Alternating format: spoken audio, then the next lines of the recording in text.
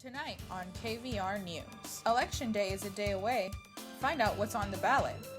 How Austin celebrates Dia de los Muertos. And Compost pickup in Austin. You're watching KVR News, Austin's leader for live, local UT coverage. Broadcasting live from the Texas Student Television Studios at the University of Texas. You're watching KVR News at 9, Austin's leader for live, local UT coverage. Your news starts right now.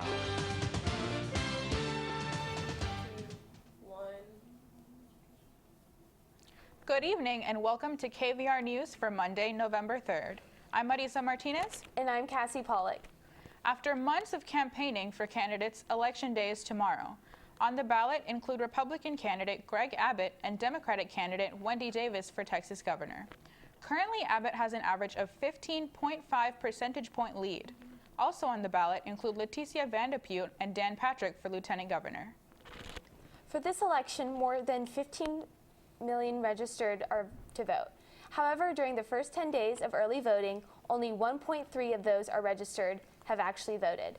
The latest New York Times, CBS, and YouGov polls project Abbott winning 53% and Davis losing the female vote with 37% to the Republican candidate's 49%. Early voting turnout in the largest 15 counties in Texas has decreased by 7.2% since the last election year. Only 45% of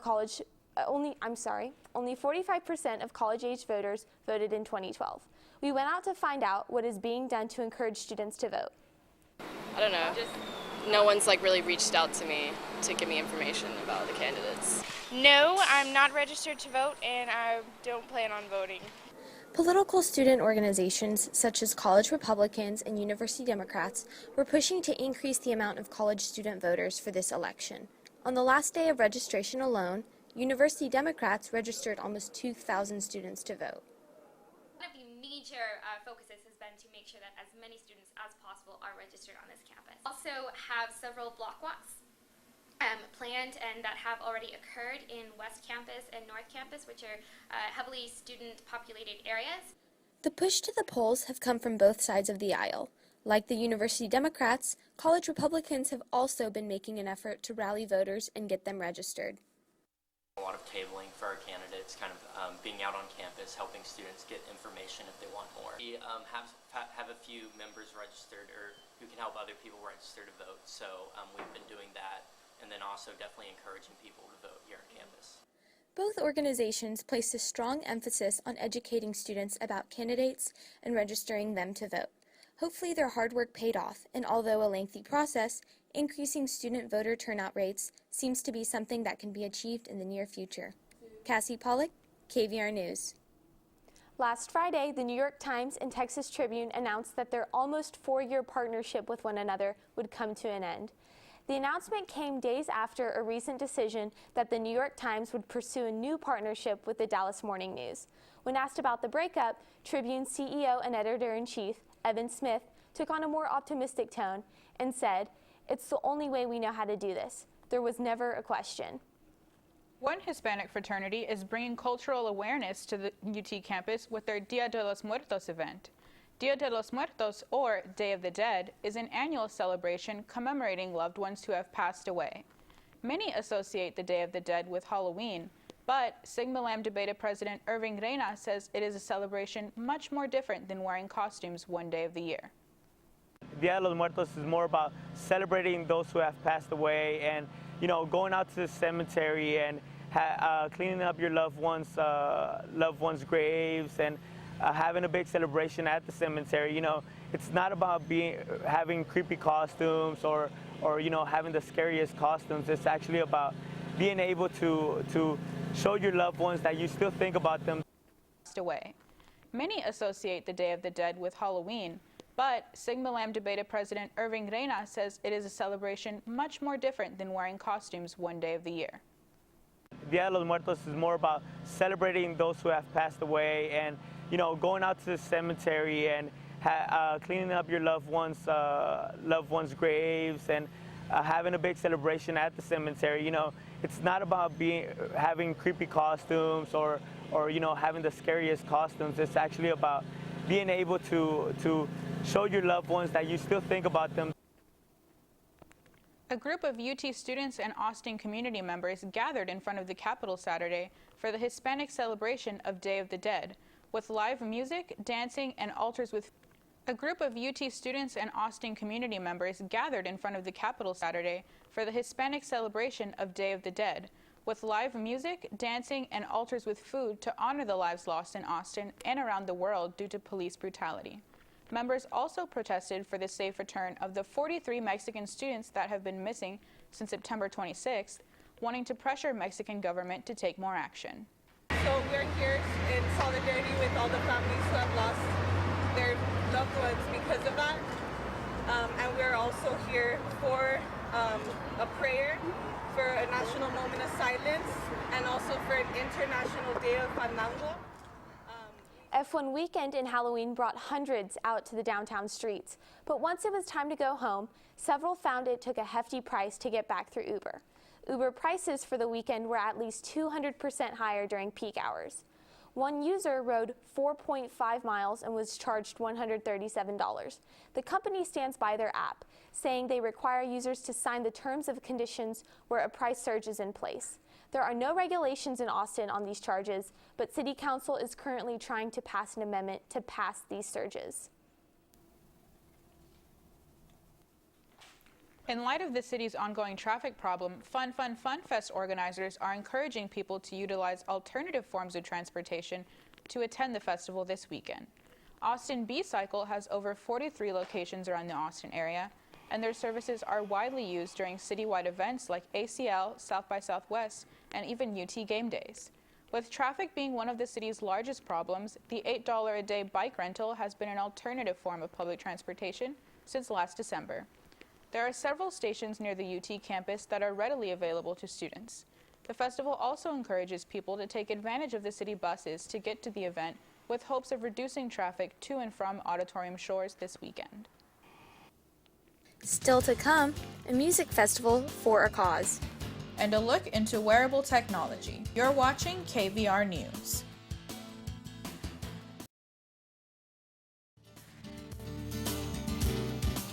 You're watching KVR News at 9.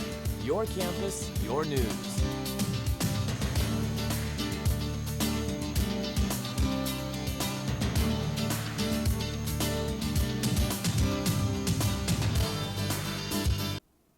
Welcome back to KVR News. The Interfraternity Council kicked off this year's Movember effort with a shave truck on Speedway Plaza last week, providing $35 shaves to participants. Movember is an international effort to raise funds and awareness surrounding men's health issues, in which participants collect pledges to grow mustaches throughout the month. The UT IFC took in more than $20,000 last year and wants to top $30,000 this year. This year's IFC effort also includes a lecture with Live Strong's Chris Brewer, a bowling tournament, a shirt sales initiative, and competitions between the UT IFC member fraternities and the Big 12 IFCs. Students for WEMA held their Freedom Music Festival in Main Mall this past Saturday. Live music from bands both local and statewide performed in front of the tower for the cause. The group's goal is to provide financial and emotional support of the WEMA Children's Center. The center was created in 2008 by native Kenyan teachers to accommodate the growing number of orphans in the Bungoma region of Kenya due to the HIV and AIDS pandemic. Those involved with the event plan on raising money to provide funding for a micro bakery in Kenya. We are trying to, right now, our main goal right now is to build a micro-enterprise for them, which is a micro-enterprise bakery, so that they can have a sustainable source of income. You see, HIV and AIDS is really prevalent in that area, as well as the sex trade. So in order to prevent the graduating women from going back into the sex trade, we're trying to get them to provide a sustainable source of income through the bakery. Recycling and waste prevention are key components of Austin's zero waste goals. Joanna Lyles tells us how one composting group is reducing waste and making Austin more sustainable. If you've seen bikes hauling big bins of compost through East Austin, there's only one group responsible. The Eastside Compost Peddlers are a bike-powered compost recycling program that aims to reduce waste by using zero fossil fuels. The thing I'm proud of, I would say most, is the fact that we've kept out hundreds of thousands of pounds from landfills, and it's just gone right back into farms, which it then turns into more food. So it just keeps the cycle going. Here's how it works. Members are given a green bin to toss any food scraps, which they call scrapple. Once a week during the collection route, a peddler will stop by the home or business to collect that scrapple. The bike has the ability to carry up to 800 pounds of compost. After the peddlers finish collecting the scrapple, they bring it to urban farms and community garden projects like this one so that they can feed the soil. And we're going to start at this end. Okay. And we're going to water all the way along where we just planted, so all the way. We really like the loop process that they talk about, and being a part of the community and recognizing our connection to each other as community members, but also to the land. So yeah, we're very grateful for their service. We're on the cusp of something really big with composting right now. It's really going to be the next recycling movement, and hopefully everybody will be composting, not just with us, but on their own in the future. Compost Peddlers has already started to spread from the east side to central parts of Austin. Their long-term goal is to expand all over the city. Joanna Lyles, KVR News. In 1970, Julius Whittier became the first African American to play football at UT. Now he's making history again. Whittier is suing the National Collegiate Athletic Association, or NCAA, for up to $50 million in damages. The lawsuit argues that the NCAA knew about the dangers of head injuries from playing football, but failed to educate or protect former players from the risks.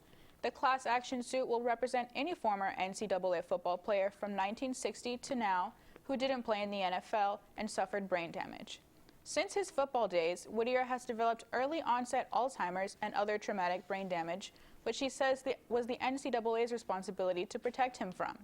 His case says the NCAA has ignored this duty and profited immensely from its inaction and denial, all to the detriment of the players. Columbus Day may now be called Indigenous Peoples Day. UT's own Native American and Indigenous collective have begun the process to change the holiday's title following the pioneer cities Seattle and Minneapolis. The group's petition reached 500 signatures last week, which puts them on the journey to recognition. Their representative Jacob Barrios released a statement saying, "The idea that Columbus discovered the Americas, even though there were already people living there, is a harmful westernized mentality." A satellite built by about 30 UT students was destroyed Tuesday evening in a NASA rocket explosion. The unmanned rocket was carrying the satellite as cargo when it blew up 5 seconds into the launch. The rocket was scheduled to deliver the satellite to the International Space Center.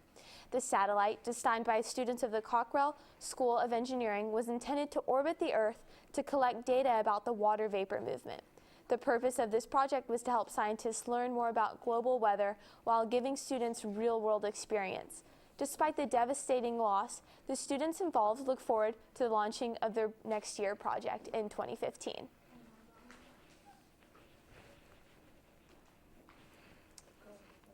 The wearable electronic industry has boomed in the last year. Nita Mandar shows us how devices like Google Glass and the iWatch may be a hidden danger. Wearable innovations have recently revolutionized the technology industry. It's estimated that in the next 3 years, the wearable electronic market will be worth roughly $13 billion. Businesses are also using wearable technology to advance their current products. Tracking Point Firearms developed eyeglasses that help their consumers improve accuracy in shooting. With the wearable technology, it allows you to be hands-free.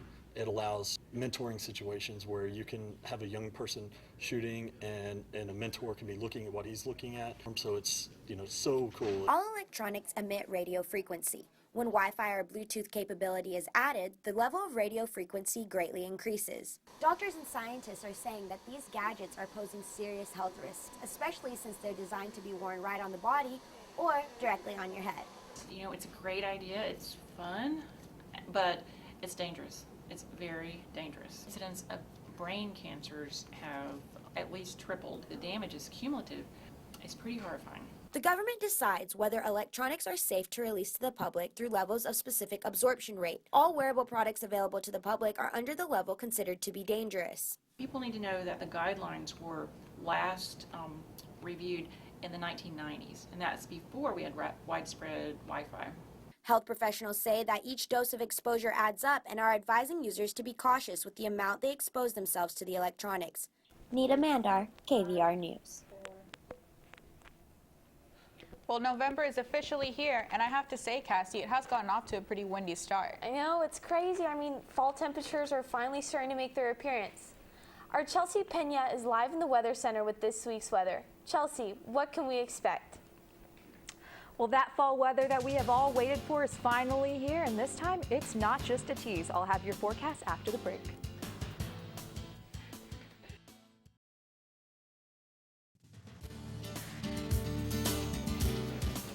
Have a news tip or story idea? Call the KVR News Tip Line, 475-8181.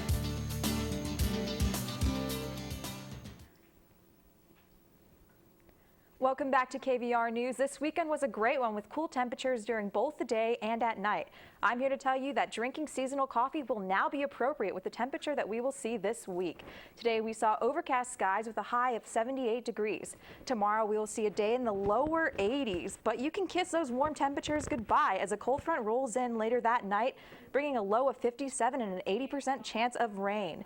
Wednesday is looking wet and cold with temps in the 50s. Yes, 50s, you heard that right. Be sure to pack your umbrella because there's also an 80% chance of rain. Take a look at Thursday, though. The sun will come out and we will see a day in the mid-70s. That beautiful weather will continue through the weekend with Friday and Saturday having sunny skies and highs of 70. Perfect weather for that midday home game at DKR. We'll finish the week off on Sunday with a high of 68 and a low of 49. Hopefully this weather will continue for the rest of the month. Fingers crossed, though, because this is, in fact, Texas.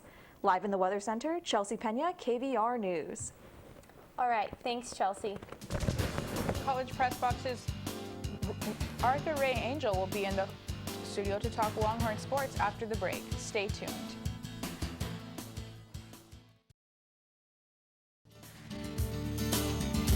Now, KVR News at 9 Sports.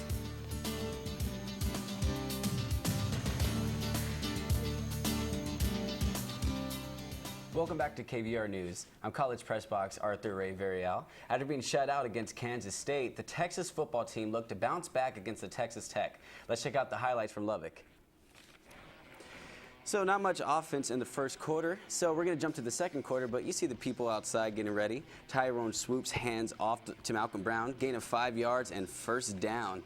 Now we go to Brown again. This time he's rushing in, and he says he won't be stopped short. Move on over, because that is a Texas touchdown. Texas up 10-6. But next drive, Swoops throws a 68-yard pass to John Harris. Now, Harris was an animal on the day for 165 yards. And right there, he gets the first down. Next play, we see Jonathan Gray, check this out, runs for 17 yards, and he says, oh, excuse me, and gets the touchdown. Horns up 17-13. So we're celebrating, having a good time. Gray and Brown tearing it up. Go to the halftime cheerleaders, and they are having a great time as well. Now, not much in the third quarter as Nick Rose only hit a 42-yard field goal. So we jump to the fourth. Swoops throws an 11-yard pass to true freshman Lorenzo Joe, playing like a veteran out there. Now we cut back over to, of course, the man, Malcolm Brown, runs it in 1 yard. Now this is a little bit of push, and they say give him the touchdown. There it is. He had over 100 yards rushing on the night. Texas up 34-13. So let's go to the other running back. Gray runs for 4 yards for the first down. And a little bit of deja vu here. That's not the same play. Just playing that awesome out there. Check this out. Delayed handoff. And there it is. Gray once more, 4 yards. And that is the game. Texas winning 34-13 on the night at Texas Tech. So the Horns are now 4-5 this season. College Press Box Diego Contreras has more on their strong rushing performance.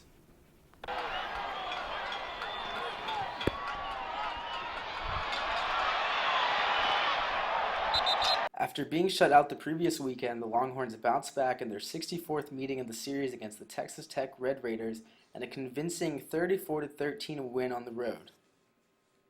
Great team victory, and just to watch us bounce back after getting shut out last week. And, you know, look at us offensively, able to move the ball down the field. Tyrone made some really good throws. You know, we had some drops there early that, you know, could have really put the game away, but it's just great to just see us bounce back. The Longhorn defense responded by holding Tech to 13 points, including a big hit by Quandre Diggs to send Tech quarterback Pat Mahomes out of the game and a late interception by Mike Thompson put a nail in the coffin for the Texas Longhorns. We wanted this to be a physical game, and Malcolm Brown ran well as Jonathan Gray. Malcolm Brown had his 11th 100-yard carry game of his career and the first of his Longhorn season. I felt the guys on the sideline. I felt that we knew that we weren't going to lose this game. You know, the guys just had so much confidence and had a couple slip-ups at the beginning, like you said. So, I mean, it was definitely great to see everybody keep their composure and go out here and get this win. It's great to get this win. Now we get on back to home, and get ready to go play West Virginia. From Lubbock, Texas, this is Diego Contreras, College Press Box. All right, thanks, Ray. Our Marysabel Cardozo has your entertainment news tonight. What's going on in the entertainment world, Marysabel? Chris Rock comes back to SNL, Bill Cosby faces a big controversy, and finding love in a hopeless place. Rihanna is back on Instagram. Coming up next.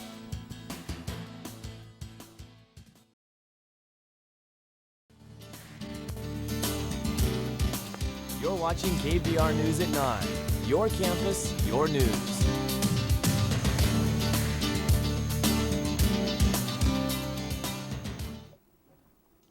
Welcome back to KVR News. Saturday Night Live pulled high ratings despite controversial jokes made by host Chris Rock. The comedian hosted for the first time since 1996. His monologue included jokes on Ebola, 9/11, and the Boston Marathon bombings. Although his jokes were seen as distasteful, Rock brought in the show's highest ratings since Melissa McCarthy hosted in February. It also received its highest ratings among the target 18 to 49-year-old demographic. This week's SNL will be hosted by Hunger Games actor Woody Harrelson with musical guest Kendrick Lamar. Representatives for Bill Cosby have canceled an interview on the Queen Latifah show previously scheduled for later this week. This cancellation comes a week after his rape allegations from years past have been rehashed. Comedian Hannibal Buress called Cosby a rapist in his stand-up, referring to the 13 women from years past who have accused Cosby of drugging and raping them. Cosby was never officially charged with rape, and lawyers settled his court case in 2006. Reps for Cosby have said his talk show appearance will be postponed. Instagram has recently quarreled with comedian Chelsey Handler after she posted a topless photo. She has since quit using the app after Instagram removed the photo for violating the community guidelines. Handler claims the post supported feminist ideals and took to her Twitter account to denounce Instagram. In other Insta news, singer and fashion icon Rihanna is back. Bad gal Riri has been MIA for more than 6 months since her posts were continuously being removed for nudity.